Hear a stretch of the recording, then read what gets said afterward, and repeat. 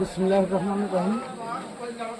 আমি মোহাম্মদ শহীদুল ইসলাম, 1 নম্বর কয়া ইউপি 9 নম্বর ওয়ার্ড সদস্য কালোয়াগিরা। এখানে একটা পুরাতন তাল গাছ ছিল, যে তাল গাছের বয়সসীমা আমি বলতে পারবো না, তবে মুরব্বীদের কাছ থেকে শুনেছি বা জেনেছি এটা অতি পুরাতন, প্রায় 200-250 বছরের হতে পারে।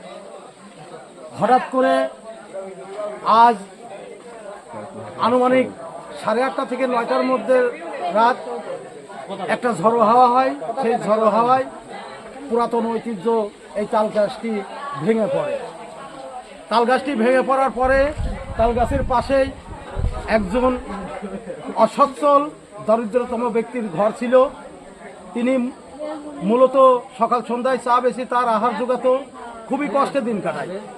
তার ঘরের উপর দিয়ে এবং পাশেই এক ভ্যান চালক ফজলুর রহমান, এই দুইজনের ঘরের উপরে তাল গাছটা পড়িয়ে দুইজনের